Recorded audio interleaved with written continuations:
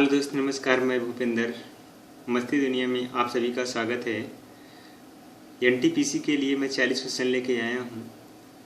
अगर यह वीडियो आप देख लेंगे तो यहाँ से जो भी क्वेश्चन आएगा आप आसानी से लगा के आएंगे। तो पहला क्वेश्चन है, भारतीय अर्थव्यवस्था कैसी है? तो पहला है पूंजीवादी अर्थव्यवस्था, और दूसरा है साम्यवादी अर्थव्यवस्था, और तीसरा है स्वतंत्र अर्थव्यवस्था, और चौथा है मिश्रित अर्थव्यवस्था। तो बताइए दोस्त, ये पहले नंबर में आपका कौन सा सही हो जाएगा? तो पहले नंबर में आपका ये चौथा सही हो जाएगा, मिश्रित अर्थव्यवस्था। अब आते हैं दूसरे नंबर क्वेश्चन पे। मिश्रित अर्थव्यवस्था का क्या अभिप्राय है? तो पहला है, अर्थव्यवस्था में कृषि और उद्योगों दोनों को बढ़ावा देना, और दूसरा है सरकारी एवं निजी क्षेत्र का सह-अस्तित्व, और तीसरा है अमीरी एवं गरीबी का सह-अस्तित्व, और चौथा है छोटे और बड़े उद्योगों का सह-अस्तित्व। तो बताइए इसमें कौन सा सही हो जाएगा दूसरे नंबर में दोस्तों? तो दूसरे नंबर में आपका दूसरा सही हो जाएगा, सरकारी एवं निजी क्षेत्रों का सह-अस्तित्व। अब आते हैं तीसरे नंबर क्वेश्चन पे। तो तीसरे नंबर क्वेश्चन पे, आर्थिक विकास की दृष्टि से भारत की गिनती होती है। पहला है पिछड़े राष्ट्र के रूप में, और दूसरा है विकसित राष्ट्र के रूप में, और तीसरा है विकासशील राष्ट्र के रूप में, और चौथा है अर्ध विकसित राष्ट्र के रूप में। तो बताइए कौन सा सही हो जाएगा इसमें तीसरे नंबर में? तो तीसरे नंबर में आपका ये तीसरा सही हो जाएगा, विकासशील राष्ट्र के रूप में। अब आते हैं चौथा नंबर क्वेश्चन पे। भारतीय अर्थव्यवस्था का कौन सा क्षेत्र सकल राष्ट्रीय उत्पाद में सबसे अधिक योगदान करता है? तो पहला है प्राथमिक क्षेत्र से, और दूसरा है द्वितीय क्षेत्र से, और तीसरा है तृतीय क्षेत्र से, और चौथा है सार्वजनिक क्षेत्र से। तो बताइए दोस्तों इसमें कौन सा सही होगा? तो चौथे नंबर में आपका ये तीसरा सही हो जाएगा, तृतीय क्षेत्र से। अब आते हैं पांचवें क्वेश्चन पे। भारत में अधिकतर बेरोजगारी है। पहला है तकनीकी, और दूसरा है चक्रीय, और तीसरा है घर्षणात्मक, और चौथा है संरचनात्मक। तो बताइए कौन सा सही हो जाएगा? तो पांचवें में आपका सही हो जाएगा संरचनात्मक। तो ये चौथा ऑप्शन आपका सही हो जाएगा। अब आते हैं छठवें नंबर क्वेश्चन पे। मुद्रा स्वयं मुद्रा का निर्माण करती है, यह परिभाषा किसने प्रस्तुत की? तो बताइए, पहला है मार्शल, और दूसरा है क्राउथर, और तीसरा है क्रोमर, और चौथा है हैंसन। तो बताइए कौन सा सही हो जाएगा छठवें नंबर में? तो दोस्तों छठवें में आपका हो जाएगा क्राउमर। तो ये तीसरा ऑप्शन आपका सही हो जाएगा। अब आते हैं सातवें नंबर क्वेश्चन पे। तो ग्रेशम का नियम निम्नलिखित में से किससे संबंधित है? बताइए। उपभोग एवं मांग से, आपूर्ति एवं मांग से, मुद्रा के प्रचलन से, घाटे की अर्थव्यवस्था से। तो बताइए कौन सा सही हो जाएगा सातवें नंबर में? तो सातवें नंबर में आपका ये तीसरा ऑप्शन सही हो जाएगा, मुद्रा का प्रचलन। अब आते हैं आठवें नंबर क्वेश्चन पे। ऐसी विदेशी मुद्रा जिसमें शीघ्र पलायन कर जाने की प्रवृत्ति हो वह कहलाती है। तो पहला है दुर्लभ मुद्रा, और दूसरा है सुलभ मुद्रा, और तीसरा है स्वर्ण मुद्रा, और चौथा है गर्म मुद्रा। तो बताइए आठवें में कौन सा सही हो जाएगा दोस्तों? तो आठवें में आपका ये चौथा नंबर सही हो जाएगा, गर्म मुद्रा। अब आते हैं नौवें नंबर क्वेश्चन पे। तो नौवें नंबर क्वेश्चन पे, हवाला क्या है? तो पहला है विदेशी मुद्रा का अवैध कारोबार, और दूसरा है करवचन, और तीसरा है शेयरों का अवैध व्यापार, और चौथा है विकसित विषय का पूर्ण विवरण। तो बताइए कौन सा सही हो जाएगा नौवें में? तो 9वें में आपका ये पहला सही हो जाएगा, विदेशी मुद्रा का अवैध कारोबार। अब आते हैं 10वें नंबर क्वेश्चन पे। निम्नलिखित में कौन सा मुद्रा का कार्य नहीं है? तो पहला है मूल्य का मापन, और दूसरा है मूल्य का हस्तांतरण, और तीसरा है मूल्य का संचय, और चौथा है मूल्य का स्थिरीकरण। तो बताइए 10 में कौन सा सही होगा दोस्तों? तो 10 में आपका 10 में 4 नंबर सही हो जाएगा, मूल्य का स्थिरीकरण। अब आते हैं 11 नंबर क्वेश्चन पे। कालोल खनिज तेल उत्खनन क्षेत्र किस राज्य में है? तो बताइए, पहला है असम, और दूसरा है महाराष्ट्र, और तीसरा है गुजरात, और चौथा है राजस्थान। तो बताइए इसमें कौन सा होगा?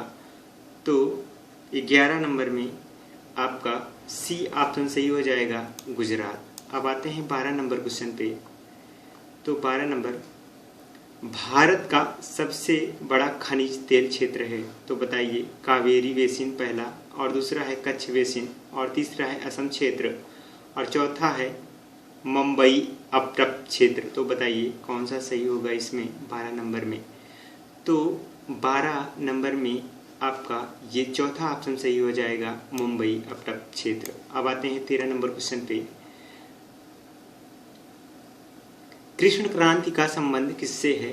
तो बताइए, कृष्ण पिंड से पहला, और दूसरा है खनिज तेल उत्पादन से, और तीसरा है खाद्य तेल उत्पादन से, और चौथा है उर्वरक उत्पादन से। तो बताइए कौन सा सही हो जाएगा 13 नंबर में?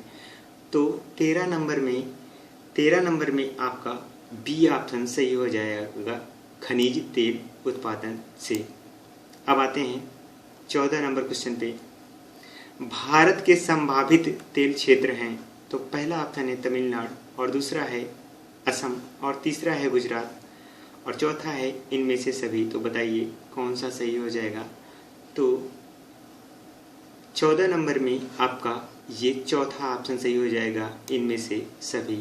अब आते हैं 15 नंबर क्वेश्चन पे। तो कोयला उत्पादन देशों में भारत का स्थान है। तो बताइए कोयला उत्पादन में भारत का कौन सा स्थान है? तो पहला दिया है दूसरा, और दूसरा दिया है तीसरा, और तीसरा में दिया है चौथा, और चौथे में दिया है पांचवा। तो बताइए दोस्तों कौन सा सही हो जाएगा? तो कोयला उत्पादन देशों में भारत का स्थान कौन सा होगा? तो ये दूसरा ऑप्शन आपका सही हो जाएगा। अब आते हैं 16 नंबर क्वेश्चन पे।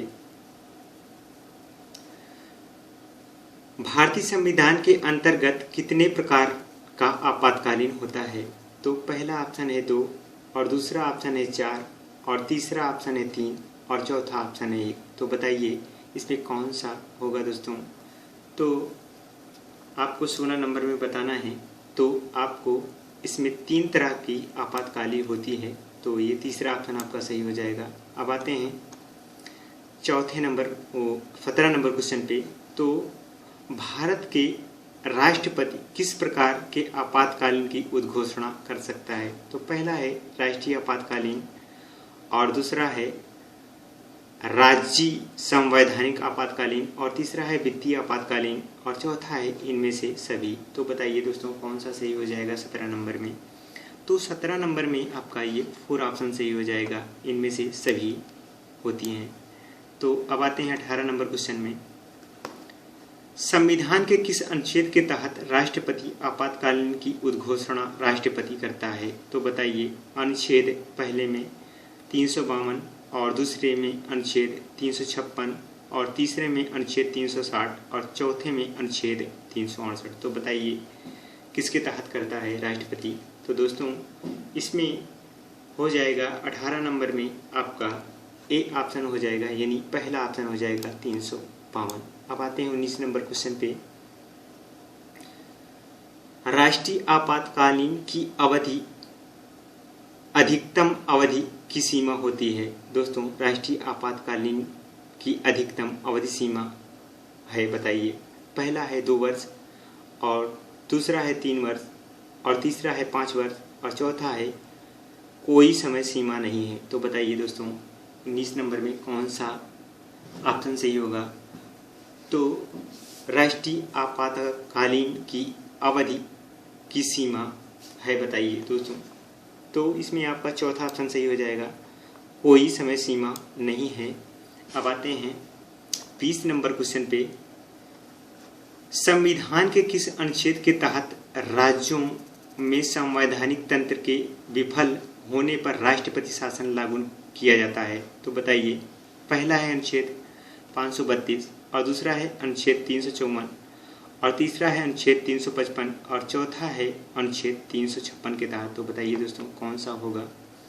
तो 20 नंबर में आपका डी ऑप्शन सही हो जाएगा, यानी 4 ऑप्शन सही हो जाएगा 356 के तहत। अब आते हैं 21 नंबर क्वेश्चन पे।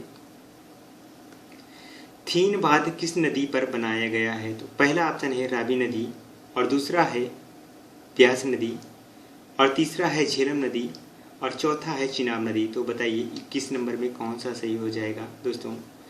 तो 21 नंबर में आपका ये दूसरा ऑप्शन सही हो जाएगा, थीन बांध ब्यास नदी पे है दोस्तों। अब आते हैं 22 नंबर क्वेश्चन पे। भारत में मीठे पानी की सबसे बड़ी झील कौन सी है? तो पहला है चिल्का झील और दूसरा है बुलर झील और तीसरा है लोटक झील और चौथा है सामर झील। तो बताइए दोस्तों 22 नंबर में कौन सा सही होगा? तो मीठे पानी की भारत में सबसे बड़ी झील है, ये दूसरा ऑप्शन सही हो जाएगा, बुलर झील। अब आते हैं दोस्तों 23 नंबर क्वेश्चन में। 23 नंबर क्वेश्चन थोड़ा दिखाई नहीं दे रहा है दोस्तों। अब हाँ दिखाई दे रहा है। राष्ट्रीय वन नीति के अनुसार पर्यावरण की दृष्टि से देश के कम से कम कितने प्रतिशत क्षेत्र पर वनों का आवरण आवश्यक है? तो बताइए, पहला है 23 और दूसरा है 33 और तीसरा है 25 और चौथा है 40। तो बताइए दोस्तों कितना होना चाहिए वन क्षेत्र? तो ये आपका 23 नंबर में दूसरा हो जाएगा सही, यानी 33% होना चाहिए दोस्तों। अब आते हैं 24 नंबर क्वेश्चन पे।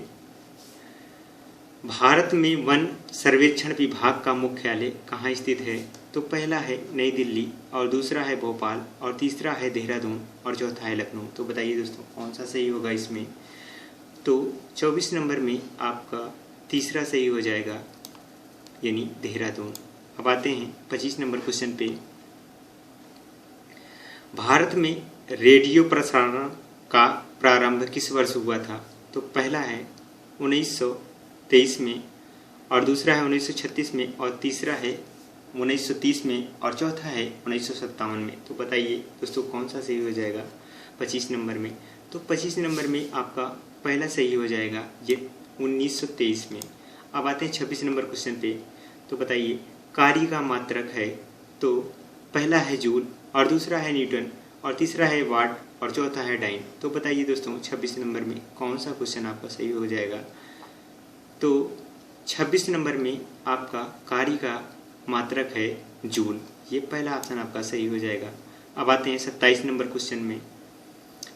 परिसेक का इकाई है, तो बताइए परिसेक का इकाई कौन सा है? पहला है दूरी और दूसरा है समय की और तीसरा है प्रकाश की चमक की और चौथा है चुंबकीय बल की। तो बताइए दोस्तों कौन सा होगा?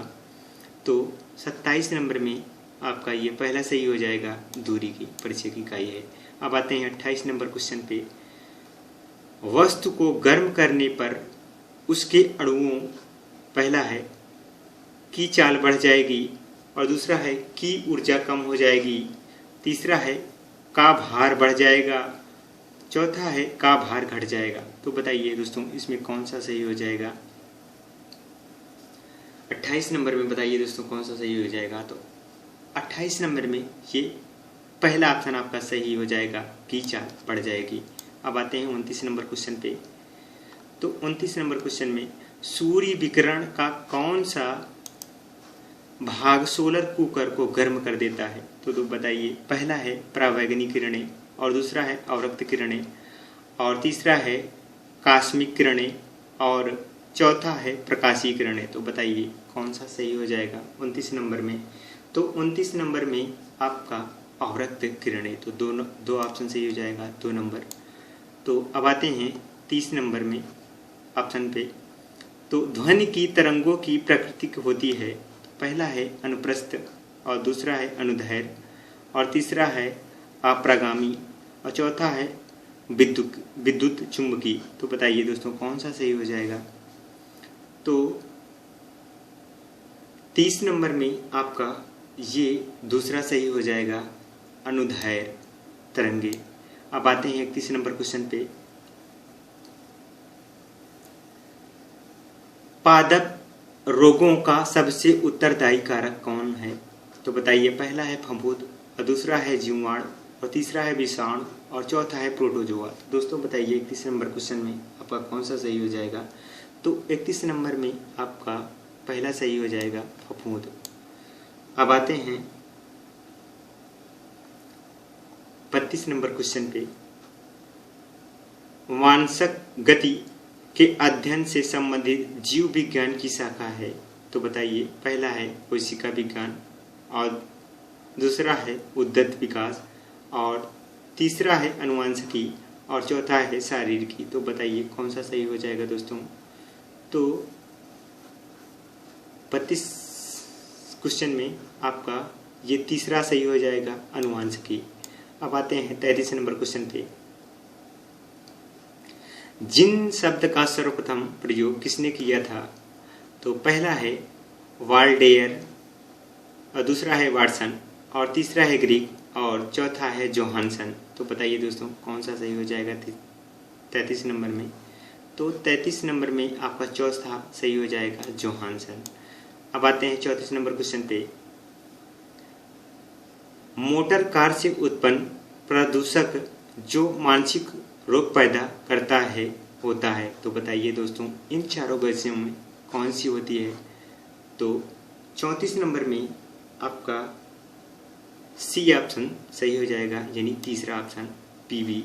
तो दोस्तों अब आते हैं 35 नंबर क्वेश्चन पे। मुख्य वायु प्रदूषक होता है 35 नंबर क्वेश्चन में। तो बताइए दोस्तों, पहला है CO और दूसरा है CO2 और तीसरा है N2 और चौथा है गंधक। तो बताइए दोस्तों कौन सा सही होगा 35 नंबर में क्वेश्चन में। तो 35 नंबर में आपका ये पहला सही हो जाएगा, CO। अब आते हैं 36 नंबर क्वेश्चन पे। 55वां ज्ञानपीठ पुरस्कार 2019 में किसको मिला। तो पहला ऑप्शन है अकथीम अच्युतन नबूंदरी और दूसरा है अमिताभ घोष और तीसरा है कृष्णा सोबती और चौथा है संघ घोष। तो बताइए दोस्तों 36 नंबर में कौन सा सही हो जाएगा।